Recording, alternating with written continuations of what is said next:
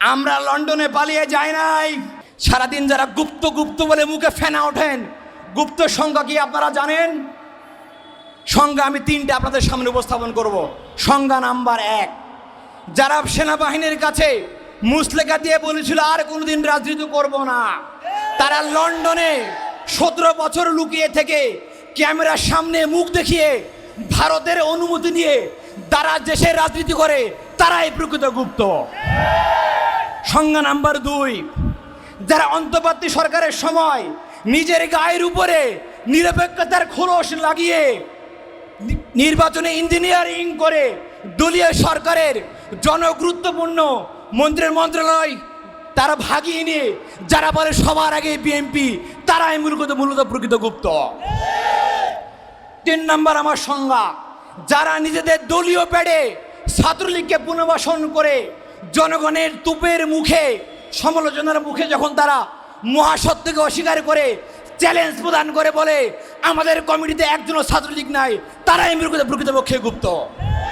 সম্মানিত ভাইরা, এই গুপ্ত সুপ্ত প্রকাশ্য আলটিমেটলি কোনো বিষয় না, এটি একটা টার্ম কার্ড। বিএনপি সরকার যখন ধারাবাহিকভাবে দেশ চালাতে ব্যর্থ হয়েছে, তখন তারা প্ল্যান করে গুপ্ত ট্যাগ দিয়ে ছাত্রদলকে মাঠে নামিয়ে দিয়েছে, যাতে করে জনগণের দৃষ্টিভঙ্গি অন্যদিকে আড়াল করা যায়, অন্যদিকে প্রভাবিত করা যায়। মনে রাখবেন, জনগণ এখন বোকা না। আমরা দেখেছি IMF আপনাদেরকে ঋণ দেয় না। আপনারা তেলের দাম বাড়িয়েছেন, জ্বালানির দাম বাড়িয়েছেন, 5 কিলোমিটার লম্বা রাস্তা ধরে আমাদেরকে তেল নিতে হয়। চাঁদাবাজি করছেন, মামলা বাণিজ্য করছেন, দ্রব্যমূল্যের ঊর্ধ্বগতি বেড়ে গেছে। আপনারা এগুলো বলার পরে মনে রাখবেন না, ক্যাম্পাসে মারামারি করে শিবিরকে উস্কিয়ে দিয়ে আপনারা আপনাদের ব্যর্থতা আপনারা শাক দিয়ে মাছ ঢাকার চেষ্টা করছেন। ইসলামী ছাত্র শিবির কখনো আপনাদের উস্কানিতে পা দিবে না ইনশাআল্লাহ। ছাত্র দলকে বলতে চাই, আপনারা আপনাদের মেরুদণ্ড সোজা রাখেন, এখনো সময় আছে। যদি লেজের বৃত্তি পরিহার করে, সন্ত্রাসীবাদ পরিহার করে, লাঠিয়াল বাহিনী হওয়ার ভূমিকা পরিহার করে ছাত্র বান্ধব রাজনীতি করতে আসেন, তাহলে আপনাদের বন্ধুর অভাব হবে না।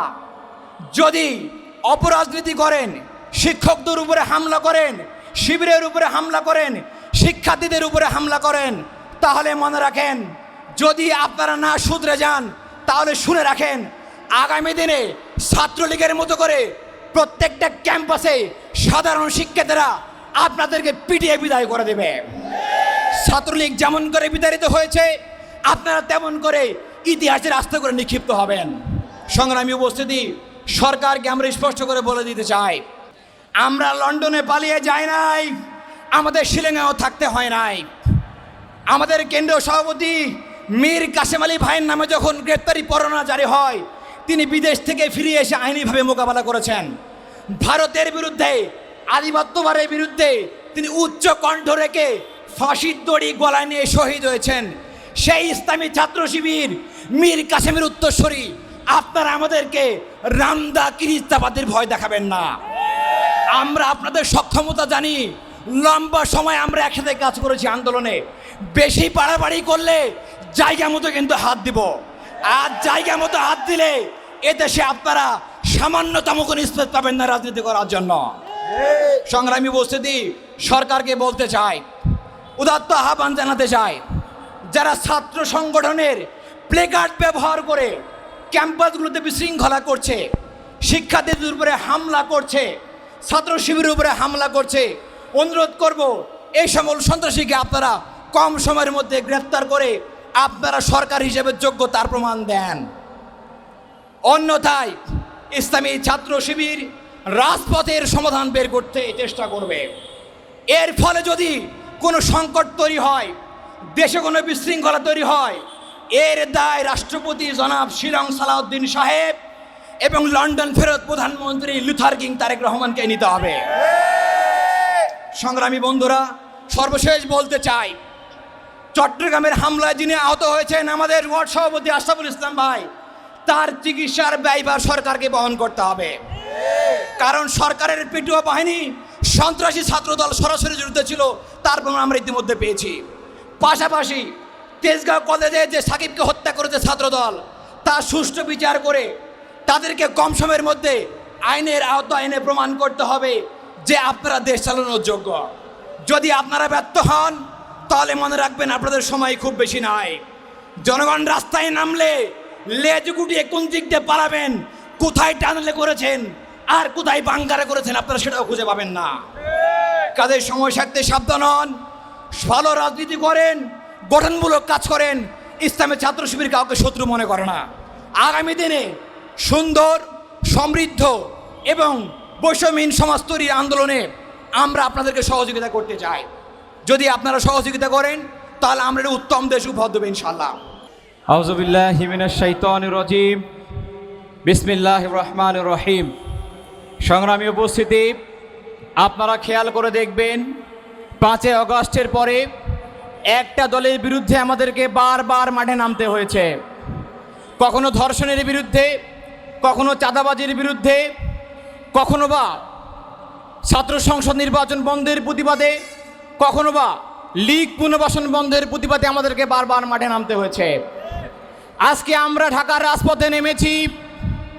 যে সমস্ত সন্ত্রাসীরা গতকাল চট্টগ্রাম সিটি কলেজে আমার শিক্ষার্থী বন্ধুদের উপর, আমার শিক্ষকের উপর এবং ছাত্র শিবিরের উপর ন্যাক্কারজনক হামলা চালিয়েছে, তাদের বিচারের দাবিতে আমরা আজকে মাঠে নেমেছি। আশরাফুল ইসলাম ভাইয়ের গোড়ালিতে চাপাতি দিয়ে কিরিচ চালিয়ে যারা গোড়ালি বিচ্ছিন্ন করেছে, সেই সমস্ত ছাত্র দলের সন্ত্রাসীদের বিচারের দাবিতে আমরা আজকে মাঠে নেমেছি। আমরা আজকে মাঠে নেমেছি তেজগাঁও কলেজের মেধাবী শিক্ষার্থী সাকিবুল হাসান রানাকে যারা রুম থেকে ডেকে নিয়ে গিয়ে তার লাশকে আমাদেরকে উপহার দিয়েছিল, সেই সমস্ত ছাত্র দলের পথধারী নেতাদেরকে আমরা বিচারের দাবিতে আজকে আমরা রাজপথে নেমেছে। সংগ্রামী বন্ধুগণ, আপনারা দেখে থাকবেন ছাত্র দলের এই আচরণ কোনো নতুন আচরণ নয়। 1991 সালে বিএনপি ক্ষমতা আসার পরে দেখবেন প্রত্যেকটি ক্যাম্পাসে তারা গেস্ট রুম, গণরুম, বড় ভাই, অভিভাবক কালচার তারা চালু করেছিল।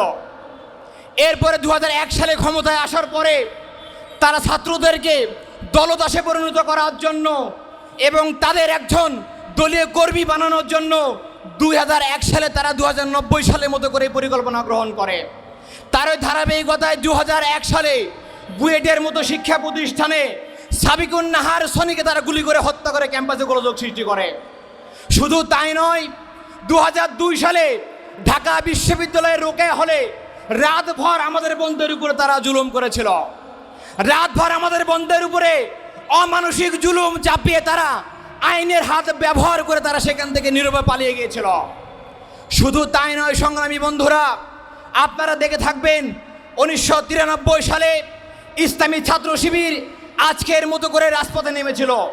তৎকালীন কেন্দ্রীয় সভাপতি হামিদ হোসেন আজাদ ভাই বলেছিল, বিএনপি আপনারা যদি ছাত্রদলকে কন্ট্রোল না করেন তাহলে আমরা সরকার পতনের আন্দোলনে যেতে বাধ্য হব। এবং শিবির আন্দোলন করেছিল। 1996 সালে বিএনপি ক্ষমতা ত্যাগ করতে বাধ্য হয়েছিল। আমরা আশা করি ইসলামী ছাত্র শিবিরকে আপনারা এমন কোনো কর্মসূচি দিতে বাধ্য করবেন না। আমি বলতে চাই, ছাত্রদল শুধুমাত্র নির্যাতনমূলক কাঠামোর মধ্যে বদ্ধ ছিল না, তারা যুগে যুগে ছাত্রলীগ পুনর্বাসনের কাজটি করে গেছে। আপনারা খেয়াল করে দেখবেন, কয়েকদিন আগে ঢাকা বিশ্ববিদ্যালয়ে একটা কমিটি হয়েছে। সেই কমিটি হওয়ার সঙ্গে সঙ্গে ছাত্রদলের কয়েকজন সঙ্গে সঙ্গে তারা সংবাদ সম্মেলন ডেকে প্রতিবাদ জানিয়েছে। তারা এভাবে বলেছে, ছাত্র দলের প্যাডে ছাত্রলীগের কমিটি প্রদান করা হয়েছে। তারা গুনিয়ে গুনিয়ে দেখিয়েছে বর্তমান ছাত্র দলের ঢাকা বিশ্ববিদ্যালয়ের নাসিরউদ্দিন শাওনকে তারা বলেছে তিনি ছাত্র দলের কর্মী ছিলেন। বর্তমানে ছাত্র দলের কেন্দ্রীয় কমিটির রাজু আহমেদ থেকে শুরু করে তারা 57 জনের তালিকা দিয়ে বলেছিল এই ছাত্রদল মূলত ছাত্রলীগের এক্সটেন্ডেড ভার্সন।